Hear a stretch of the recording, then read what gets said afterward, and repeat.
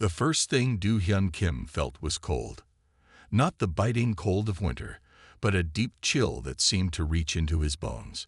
His eyes opened slowly, fighting against a thin layer of frost that had formed on his eyelashes. The soft blue light above him pulsed steadily, growing brighter with each beat. Pod system activated.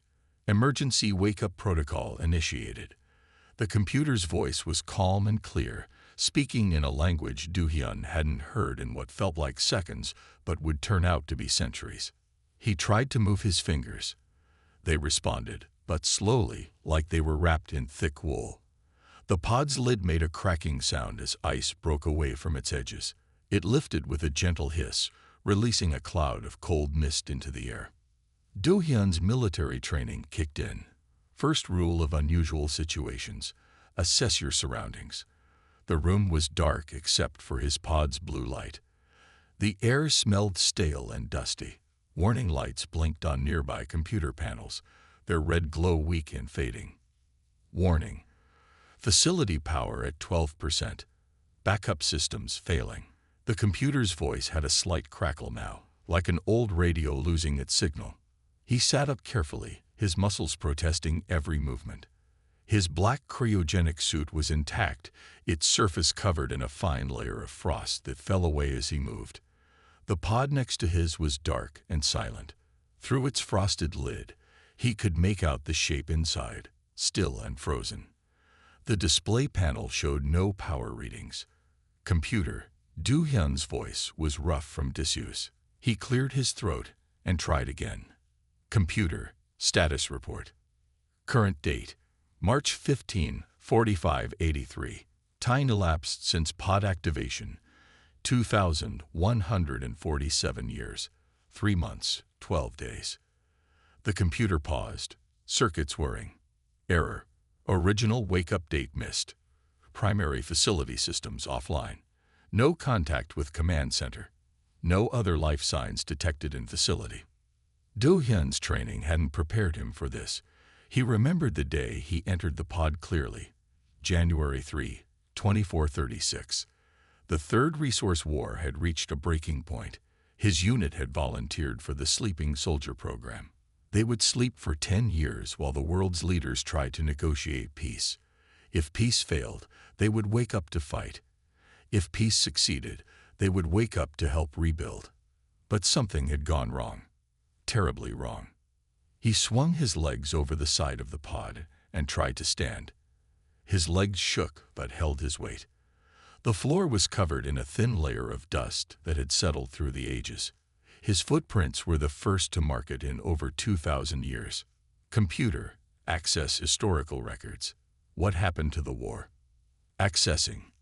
Error: most records corrupted. Last accessible data from year 2748. Warning: facility power dropping.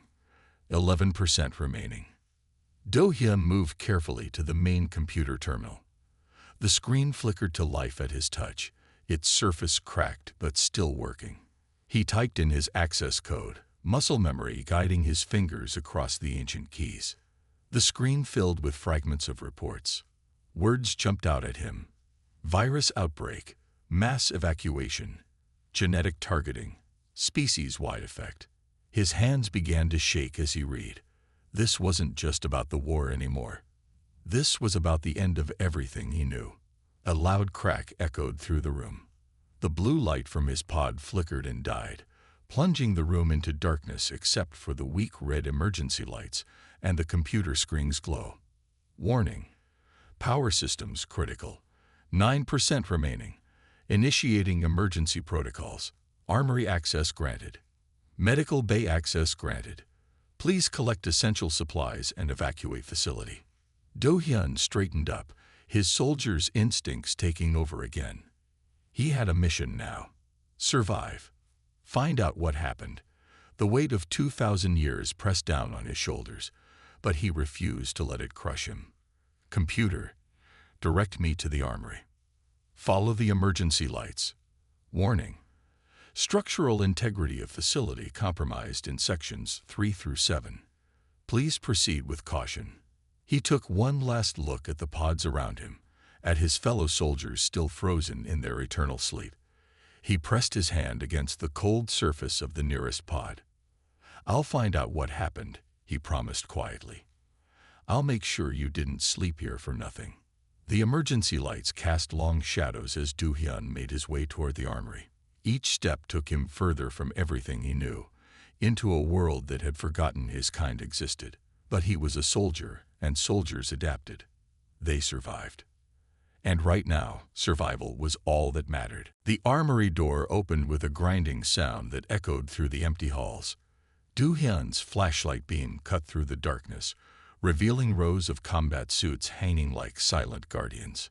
Each step kicked up clouds of dust that danced in the light. His own suit was exactly where he had left it over 2,000 years ago. Locker 47.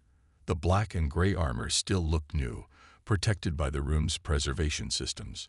He ran his hand over the familiar surface, finding comfort in its solid presence. "At least some things haven't changed," he muttered, pulling the suit from its stand. The power cell indicator glowed green when he checked it. These units were built to last centuries. He hadn't expected them to last millennia. Getting into the suit was like greeting an old friend. Each piece clicked into place, systems coming online one by one. The helmet's heads-up display flickered to life, scanning the environment and displaying readings in crisp, green text. Atmospheric analysis complete. The suit's AI announced. "Warning. Unusual particle content detected. Air composition differs from last recorded data." Do-hyun picked up his standard-issue plasma rifle, checking its charge. Like the suit, it was still functional. He grabbed extra power cells and basic supplies, storing them in the suit's cargo compartments. The facility's map appeared on his display, showing the safest route to the surface. Most of the upper levels were marked in red, indicating severe structural damage. But there was one path that looked stable enough. He made his way through the corridors, stepping carefully around fallen debris. Nature had begun to reclaim the facility. Roots had broken through the walls in places, and patches of some strange, luminescent moss gave off a soft blue glow. The main computer room was his next stop. If anything held answers about what had happened to humanity, it would be there. The door was jammed, but his suit's enhanced strength made short work of it. Inside, most of the screens were dead, but one main terminal still functioned. Do-hyun plugged his suit's data cable into the port and began downloading whatever files he could salvage. Playing last recorded message, his suit announced unexpectedly. A holographic image appeared, flickering and damaged, but still clear enough to understand. A tired-looking woman in a lab coat spoke urgently. "This is Dr. Song Mi-rae, lead researcher at Facility 23. Date is August 15, 2748. The virus. It's spreading faster than we predicted. Our attempts to modify human DNA to resist it have failed. The latest projections show that humanity will be extinct within 5 years. To anyone who finds this, we tried everything. The virus was too perfect, too targeted. It's as if it was designed to." The message cut off there.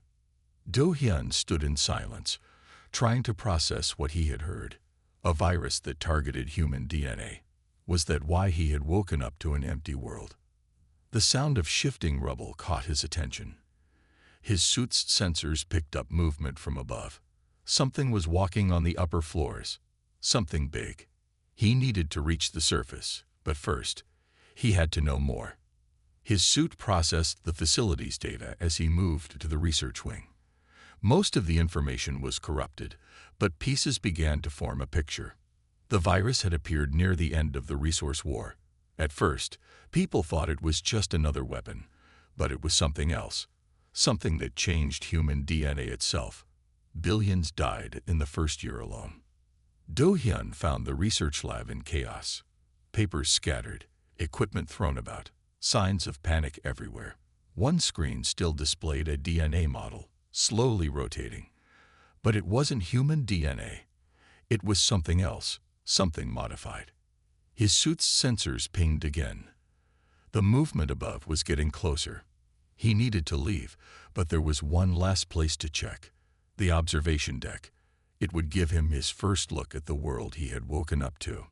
The climb was dangerous. Whole sections of stairs had collapsed, and he had to use his suit's jump assists to cross gaps. Finally, he reached the observation level. The reinforced windows were covered in centuries of grime, but they were intact. Do-hyun wiped away years of dust from one small section. What he saw made him step back in shock. The world outside was both familiar and alien. The city he remembered was gone, replaced by a dense forest of massive trees with glowing leaves. Strange creatures moved through the canopy, some walking on what looked like modified human limbs. The sun was setting, casting an orange glow over this new earth. Do-hyun checked his suit's systems one last time. Whatever was out there, whatever humanity had become or been replaced by, he needed to face it. "Time to see what we left behind," he said quietly, and began looking for a way out into this changed world. Do-hyun moved through the forest carefully, his suit's sensors scanning everything around him. The trees here were unlike anything he had ever seen. Their trunks were as wide as buildings, with bark that seemed to pulse with a faint blue light. His helmet filtered the air, which was thicker and richer in oxygen than he remembered. He had been walking for 3 hours since leaving the facility. His suit's map was useless now. Nothing matched the old geography. Where there had once been streets and buildings, now there were only these strange, luminescent trees and patches of glowing moss. A sound made him freeze. Something was moving through the undergrowth ahead. His suit's thermal sensors picked up a heat signature, roughly human-sized, but with a different pattern than anything in his database. "Unknown biological entity detected," his suit's eye warned. "Profile does not match any known species." Do-hyun raised his rifle, but kept it powered down. He didn't want to start a fight if he didn't have to. The movement came closer, and then stopped. "I know you're there," a clear voice called out in perfect Korean. "The old human facility sensors picked up your exit. We've been tracking you since you left." Do-hyun's breath caught in his throat. The voice sounded human, but his suit's analysis said otherwise. He remained silent, watching. "You don't need to hide," the voice continued. "We've been studying human ruins for centuries. We knew someday we might find one of you still alive in those sleeping chambers." A figure stepped into view, and Do-hyun had to force himself not to step back in surprise. She looked almost human, but not quite. Her skin had a slight bluish tint that seemed to glow faintly in the shadows. Her eyes were larger than human eyes, adapted for the dim light under the massive trees. But her face was gentle, curious rather than threatening. "My name is Jae-yun," she said, holding up empty hands to show she carried no weapons. "I'm a researcher studying human civilization. We've been monitoring that facility for years, hoping to learn from it." Do-hyun lowered his rifle slowly. His suit's scans showed no immediate threats, though they kept reporting errors trying to classify the being in front of him. "I'm Staff Sergeant Do-hyun Kim," he said finally. "Korean Special Forces, 3rd Resource War." Jae-yun's eyes lit up with genuine excitement. "The Resource Wars. We found so many records from that time. But to actually meet someone who lived through it." She took a step closer, then stopped when she saw him tense. "You must have so many questions. What are you?" Do-hyun asked directly. "What happened to my people?" Jae-yun's expression grew more serious. "We are what some of your scientists called the evolved ones. We were originally created in human laboratories. Attempts to make humans more resistant to the virus that was killing everyone. Most of the experiments failed, but a few of us survived. Over the centuries, we evolved, adapted. We became something new." She gestured at the forest around them. "This world is our home now, but we've never forgotten where we came from. We'd preserve human knowledge, study your technology, your history." A soft chirping sound came from a device on Jae-yun's wrist. She looked at it and nodded. "More of my research team is coming. They'll want to meet you, but I understand if that's too much right now. You've just woken up to find everything you knew is gone. Do-hyun's military training warred with his curiosity. This wasn't a combat situation. This was first contact with an entirely new species, a species that had inherited Earth from humanity. "Your Korean is perfect," he said finally, trying to find some common ground. Jae-yun smiled. "We kept your languages alive. Korean, English, Mandarin. All of them. We couldn't let them die." She paused, then added softly, "Just as we couldn't let all of humanity's achievements be forgotten." The sound of others approaching made Do-hyun tense again, but Jae-yun held up a reassuring hand. "They're just excited to meet you. We've spent centuries studying human history, and now we have a chance to learn from an actual human. But we'll go slowly. You've had quite a shock." Do-hyun nodded slowly. His training had prepared him for many things, but not for this. Not for being a living museum piece, a relic of a vanished race. "I have one condition," he said firmly. "I need to know everything. About what happened to humanity, about what you are, about this world. No secrets." Jae-yun's expression became serious. "Of course. But I should warn you. The truth about humanity's end. It's not a simple story. Are you sure you're ready to hear it?" Do-hyun straightened up. "I've already slept through the end of my world. I need to know why." Jae-yun nodded. "Then come with me. There's something you need to see." The research facility was nothing like Do-hyun expected. Instead of cold metal and concrete, the building seemed to grow from the trunk of one of the massive trees. Its walls were made of a clear material that pulsed with the same blue light as the tree's bark. People moved inside, their forms casting long shadows in the glow. "Our buildings adapt to nature rather than fighting against it," Jae-yun explained as they approached. "We learned that from studying humanity's mistakes." Two guards stood at the entrance. Like Jae-yun, they looked almost human but not quite. Their skin had the same bluish glow, and their movements were more fluid, almost cat-like. They nodded respectfully as Jae-yun led Do-hyun inside.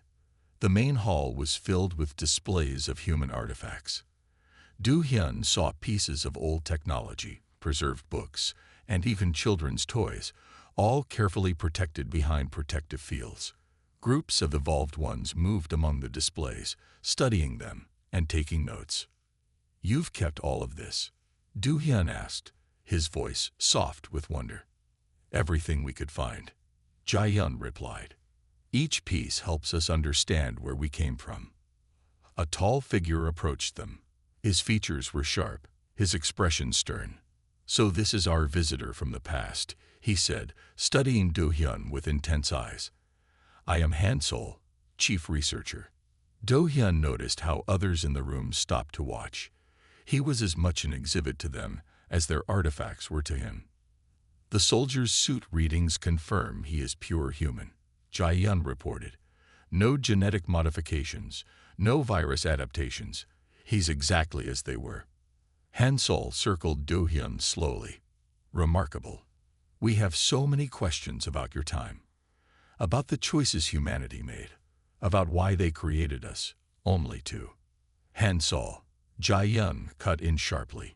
"He just woke up. He doesn't know everything yet." The chief researcher nodded slowly. "Of course. My apologies. Please, come with me. There's something you should see." They led Do-hyun to a large room filled with holographic displays. Each one showed different aspects of human history, but not the history he remembered. These were events that happened after he went into the pod. "The virus appeared in 2439, Han-sol explained, bringing up an image of spreading infection patterns, 3 years after you went to sleep. At first, people thought it was a weapon from the resource wars. But it was too perfect, too precise in how it changed human DNA." Do-hyun watched as the holograms showed the virus spreading across the globe. "Changed it how?" Jae-yun stepped forward. "It rewrote human genetic code. Most died. Some changed. We are descendants of those who changed. Human beings who were altered by the virus and survived." But that's not the whole story, Hansol added. Show him, Jai-yun. Jai-yun looked uncomfortable, but nodded. She touched a control panel, and new images appeared. They showed laboratory scenes, scientists working with genetic material. The virus wasn't a weapon, she said quietly. It was made by humans, a group of scientists who believed humanity needed to evolve or die. They created the virus to force that evolution. Do-hyun felt his legs go weak. He sat down heavily in a nearby chair. Our own people did this. Why? The resource wars showed them humanity would destroy itself if it didn't change. Hansol explained. They thought they could control the evolution. They were wrong. Jai-yun sat next to Do-hyun. We've spent centuries trying to understand their choice. Was it right? Wrong? We still don't know, but we do know that we exist because of it. We are humanity's children, in a way. And now we have you, Hansol said. A pure human, unchanged by time or the virus. You could help us understand so much. Do-hyun looked around the room, at the faces watching him with mixture of curiosity and awe. These beings were the last connection to his people, to his time. I'll help, he said finally, but I need something in return. I need to know if any other pods like mine survived, if there are other humans out there, still sleeping. Jai-yun and Hansol exchanged looks. We've found other facilities, Jai-yun said carefully, but most pods failed centuries ago. Still, we can help you look. Then we have a deal, Do-hyun said, standing up. I'll tell you about humanity's past, and you'll help me find its future. Hansol nodded solemnly. Welcome to our world, Soldier Kim. Let's hope we can learn from each other. But as they led him deeper into the facility, Do-hyun couldn't shake the feeling that they weren't telling him everything. The truth about humanity's end was still waiting to be discovered, and he was determined to find it. A week had passed since Do-hyun arrived at the research facility. He was in Jai-yun's lab, helping her study his blood samples, when the first signs of trouble appeared. The lab door burst open. 3 evolved ones stormed in, led by a tall figure with dark eyes and a face marked by bioluminescent lines. Unlike the gentle blue glow of the others, his markings pulsed with an angry red light. So this is the human who has everyone so excited, he said, his voice cold. I am Ta-won, head of security for the Northern Territory. Do-hyun stood up slowly, noticing how Jai-yun tensed beside him. His combat suit was in the corner, too far to reach quickly. We're in the middle of important research, Jai-yun said firmly. You don't have authority here, Ta-won. Ta-won ignored her, walking closer to Do-hyun. Do you know why humans kept us in labs? Why they created us? His eyes narrowed. We were their backup plan. If humanity failed, they wanted something better to replace them. That's not what our records show, Jai-yun protested, but Ta-won cut her off. Your precious records are incomplete. I found others. Humans didn't just die out. They deserved to die. They poisoned this world. They fought wars over resources until nothing was left. And now we're supposed to welcome one of them back. Do-hyun kept his voice calm. I'm not here to cause trouble. I just want to understand what happened. You've seen enough, Ta-won snapped. He turned to his followers. Search the lab. I want to know what they've learned from his blood samples. Jai-yun stepped between them and her workstation. This is my lab. You have no right. One of Ta-won's men pushed her aside. She stumbled, and Do-hyun moved without thinking. His military training took over as he caught Jai-yun and smoothly placed himself between her and the guards. Don't touch her, he said quietly, but his voice carried a warning that made everyone in the room freeze. Ta-won's markings pulsed brighter. You see, violence is in their nature. They can't help it. He smiled coldly. But we've evolved beyond that, haven't we? Hansol chose that moment to enter the lab. He took in the scene quickly. What's the meaning of this, Ta-won? Chief Researcher, Ta-won said smoothly. I'm conducting a security inspection. This human represents a potential threat to our society. The council has already approved his presence here, Han Sol said, and Jai Yun's research is showing promising results. The human's immune system might help us understand our own evolution. That's what concerns me, Ta Wan replied. What if his presence triggers something? What if there are dormant human weapons waiting to detect pure human DNA? Our ancestors' records warn of such things. Do Hyun watched the exchange carefully. There was something in Ta Wan's voice, not just anger or fear, but something else. Knowledge, perhaps, as if he knew something the others didn't.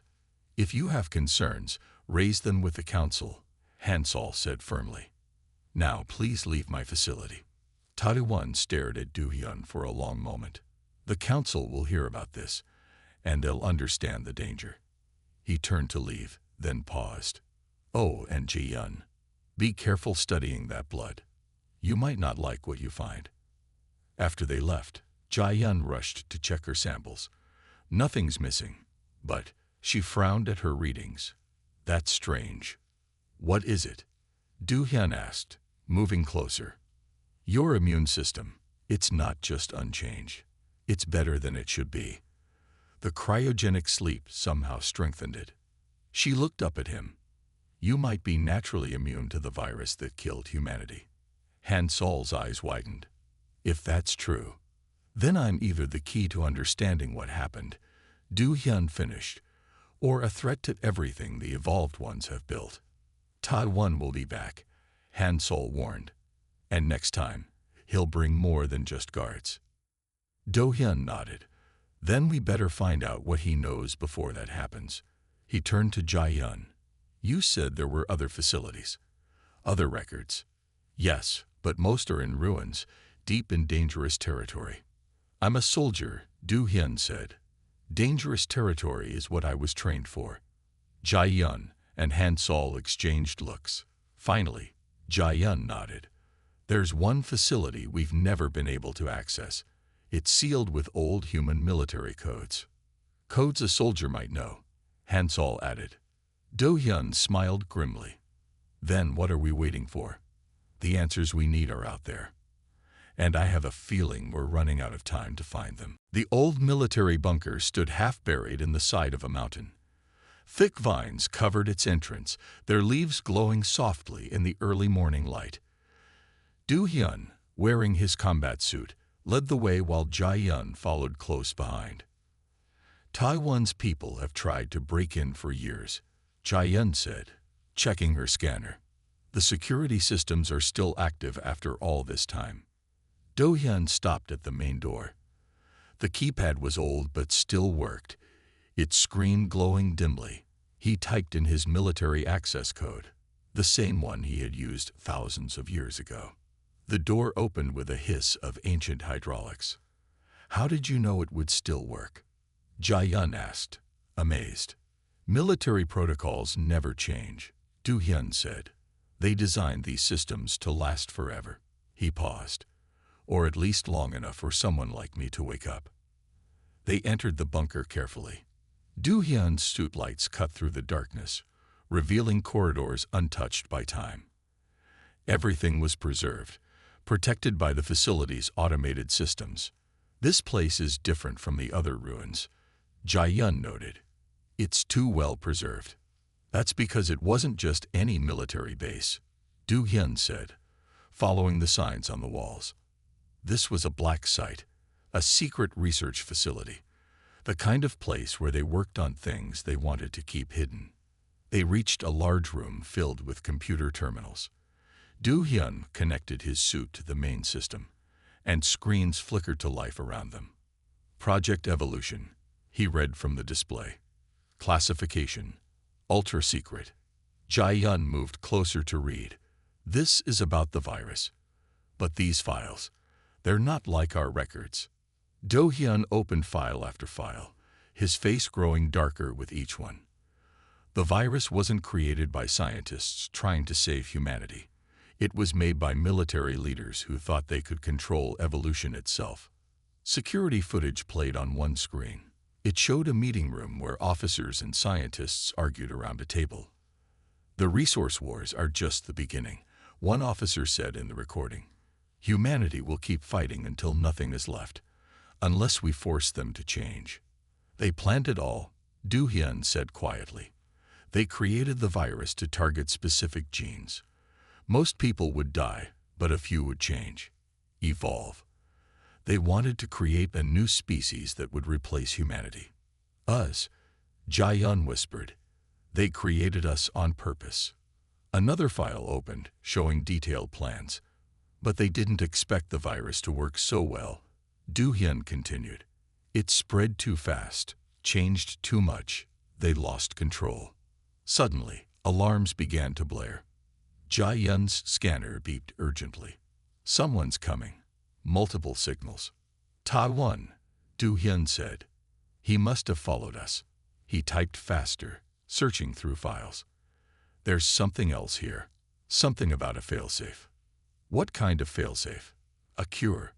They made a cure for the virus, just in case their experiment went wrong.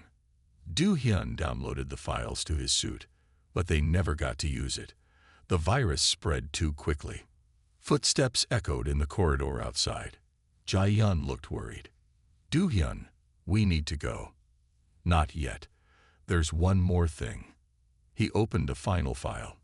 What he saw made him step back. No. What is it? The virus wasn't just meant to change people. It was designed to stay active, to keep working for thousands of years. He turned to Jae-yun. It's still out there, still changing things. And according to this, it's building up to something. A final phase. The door burst open. Tai-1 stood there with a group of armed guards, their weapons aimed at Du Hyun and Jae-yun. Step away from the computers, Tai-1 ordered. Both of you. You knew, Du Hyun said, looking at Tai-1. You found these files before. That's why you're so afraid of me. Tai-1's face hardened. I know that humanity tried to play God. They created us as an experiment. And now you're back, carrying the key to undoing everything we've become. The virus is still active, Jae-yun said. We need to understand what's happening. What's happening is exactly what should happen, Tai-1 replied. The old world is dead. The future belongs to us now. Du Hyun's suit sensors flashed a warning. The guards were powering up their weapons. The cure, Jae-yun whispered. Did you get it? Du Hyun nodded slightly. The files were safe in his suit's memory. But getting out of here alive would be another matter entirely. The future of two species now depended on what happened in the next few minutes, and Du Hyun had a feeling things were about to get very complicated. The fight in the bunker was quick but fierce. Du Hyun's combat training proved valuable as he used his suit's systems to create a smoke screen, allowing him and Jae-yun to escape through a maintenance tunnel. Tai-1's angry shouts followed them, but grew distant as they ran. They emerged from the tunnel into the forest, where Han-sol was waiting with a transport vehicle. As they sped back to the research facility, Jae-yun studied the files Du Hyun had downloaded. This is bad, she said, her face pale in the vehicle's blue light. The virus isn't just still active, it's evolving. The military designed it to keep changing, to keep pushing evolution forward. How is that possible? Han-sol asked from the driver's seat. A virus shouldn't last this long. They used something called adaptive programming, Du Hyun explained. The virus rewrites itself based on the DNA it encounters. Each generation, it gets stronger. A warning light flashed on Jae-yun's scanner. She checked the readings and gasped. Du Hyun, your blood samples from the lab. They're showing new reactions. The virus is active in them. What? How? Du Hyun checked his suit's medical readings. I feel fine. Your cryogenic sleep, Han-sol said suddenly. The long freeze must have changed your immune system. When we took blood samples, we exposed you to the modern version of the virus. Jae-yun's hands moved quickly over her datapad. The virus recognizes your pure human DNA. It's trying to change you like it did everyone else thousands of years ago. The transport vehicle burst through the tree line. the research facility coming into view, but something was wrong. People were gathered outside, many looking sick. Their usual blue glow was dim, almost gray. "It's not just you," Jian said, her voice shaking. "The virus is affecting everyone. Your presence must have triggered its final phase. It's trying to force another evolutionary jump." They rushed into the medical lab. Other researchers were already there, working frantically. On screens around the room, medical data showed the virus spreading through both Du Hyun's blood and the evolved one's population. "How long do we have?" Du Hyun asked, watching Jian analyze the data. "Hours, maybe less," she replied. "The virus is moving fast. In you, it's trying to force evolution. In us, it's breaking down the changes that helped us survive." "The cure from the bunker," Han Sol said. "Can we use it?" Jian studied the old military files. "Maybe. But there's a problem. The cure was designed for pure human DNA. We'd need to modify it to work on evolved ones. And we can't do both," Han Sol realized. "There's only enough base material to make one version. It will either save Du Hyun or save us." Du Hyun felt a strange tingling in his arms. He looked down to see faint blue lines appearing under his skin. The virus was already changing him. "My genetics lab might have what we need," Jian said, "if we combine the cure formula with—" The lab door slammed open. Taiwan stood there with armed guards, but he looked different now. His red markings had faded to a sickly gray, and he was breathing heavily. "You see what you've done," he said to Du Hyun. "Your human DNA activated the virus's final protocol. Now everyone will die, human and evolved alike." "We have the cure," Jian said. "We can stop this." "The cure will only save one group," Taiwan laughed bitterly. "And I won't let you save him over us." "There might be another way," Du Hyun said suddenly. "My blood, the virus changed it during cryogenic sleep. That's why I survived being frozen so long." Jian's eyes widened. "The adaptations, if we combine them with the cure. It could work for everyone," Han Sol finished. "But we'd need time to modify it." "Time we don't have," Taiwan said, raising his weapon. "I won't risk humanity surviving while we die." Do Hyun looked at his hands, where the blue lines were spreading. Around him, the evolved ones were growing weaker. The virus was killing both species, trying to force an evolution that might not work for anyone. They had one chance to save everyone. But with Taiwan blocking their way, and the virus moving fast through their bodies, that chance was getting smaller by the second. The race against time had begun, and the future of two species hung in the balance. The research facility's medical lab had become a battlefield of a different kind. Instead of weapons, they fought with science. Instead of bullets, they raced against time. Du Hyun watched as Jian worked frantically at her station, her hands shaking as the virus weakened her.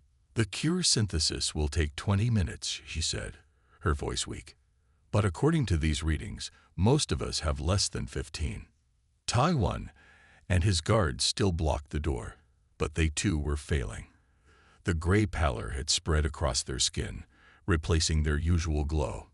Even Taiwan's weapon trembled in his unsteady hands. "We could make the human version faster," Han Sol said, checking the medical displays. 10 minutes at most. Du Hyun would survive. "And we would all die," Taiwan spat, "just like our creators planned." Du Hyun felt the virus burning through his body. The blue lines had spread up his arms and across his chest. His combat suit's medical systems were working overtime to keep him conscious. "There has to be another way," he said, moving to Jian's workstation. "Show me the formula again." Jian pulled up the chemical structure of the cure. Next to it, she displayed Du Hyun's blood analysis from his time in cryogenic sleep. The patterns were similar but not quite matching. "Your blood adapted during the freeze," she explained. "It created a kind of halfway point between human and evolved DNA. If we could stabilize that—" "We don't have time for theories," Taiwan interrupted.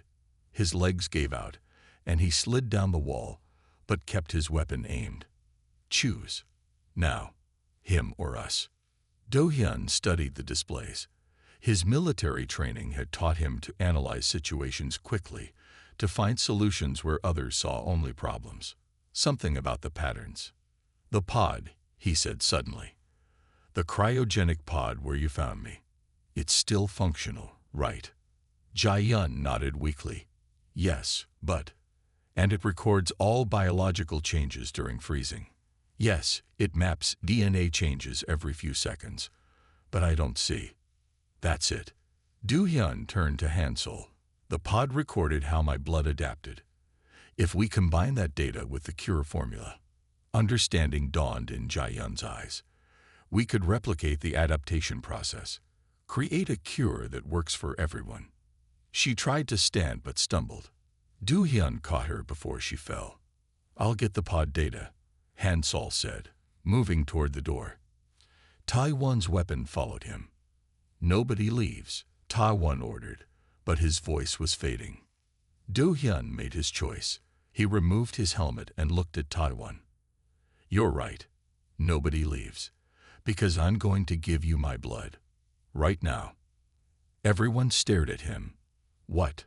Jae-yun asked. My blood is already adapting. If you use it now, combine it with the cure formula. It would work, Jae-yun said, excitement giving her new strength.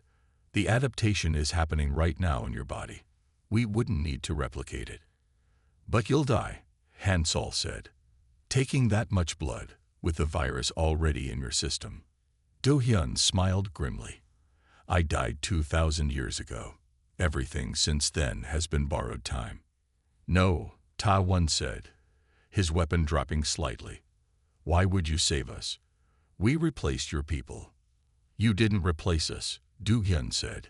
You're what we could have become. What we should have become. You learned from our mistakes. You built something better. He turned to Jae-yun. Do it. Take what you need. Jae-yun's hands were steady now as she prepared the equipment. Tears fell from her eyes, but her voice was strong. This will hurt. I know. Do-hyun lay down on the medical bed. Just promise me something. Keep our history alive. The good and the bad. Learn from all of it.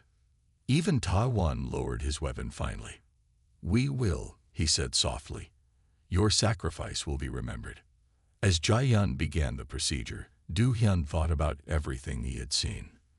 This new world, these new people, they were humanity's real legacy. Not the wars, not the virus, but the ability to learn, to change, to become better. The pain started, but Do-hyun didn't fight it. His last thought, as darkness crept in at the edges of his vision, was that maybe this was why he had survived. Not to preserve the past, but to save the future. The future that humanity had dreamed of, even if they hadn't lived to see it. 1 year had passed since that fateful day in the medical lab. The great trees still glowed with their soft blue light, but now they washed over a changed world. In the center of the research facility's main hall, a new memorial stood tall and proud. Jae-yun stood before it, her healthy blue glow restored, looking up at the holographic image of Do-hyun in his combat suit. The inscription below read, "To the last human soldier who gave his life so we might live." The latest group of students is here, Hansol said, walking up beside her. His own markings glowed bright and strong, all traces of the virus gone. They're eager to learn about him. A group of young evolved ones gathered around, their eyes wide with curiosity. Unlike their parents, they had never known the fear of the virus or the pain of its effects. They were the first generation to grow up truly free. Tell us about the human, one child asked. Was he really as brave as the stories say? Jae-yun smiled. Even braver. Let me tell you about Staff Sergeant Do-hyun Kim, the man who changed everything. She led them to the museum wing, where Do-hyun's combat suit stood in a place of honor. Next to it, carefully preserved, was the data chip from his helmet containing all his memories of humanity's time. When the virus was killing us, Jae-yun explained, He gave his life to save people he had just met, people who had replaced his own kind. He showed us what humanity could be at its best. But he didn't die, another child said. Not really. The stories say part of him lives in all of us now. Hansel nodded. That's true. The cure we made from his blood did more than save us. It completed the evolution the original virus started. We carry a piece of his DNA in every cell of our bodies. In the research wing, Taiwan, now the head of historical preservation, was cataloging the last of the military bunker's files. The anger had left his face, replaced by a deep understanding of the past he now worked to protect. We found another sealed facility, he told Jai-yun as she passed. The DNA patterns we learned from Do-hyun's blood helped us crack its security. More human history to preserve. Jai-yun touched the small pendant she wore, a tiny vial containing the last pure sample of Do-hyun's blood. They had saved it, a reminder of the sacrifice that had saved their species.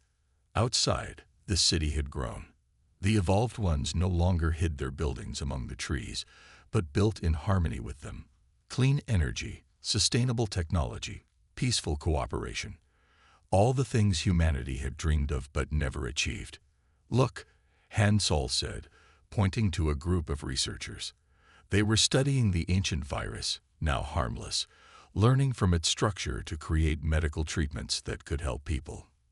He would have liked that, Jai-yun said softly, using the thing that almost destroyed us to make life better instead. In the evening, as the bioluminescent plants began their night cycle, Jai-yun visited the small garden they had planted in Do-hyun's memory. Regular flowers grew here, preserved from humanity's time. They were harder to maintain than the evolved plants, but that was the point.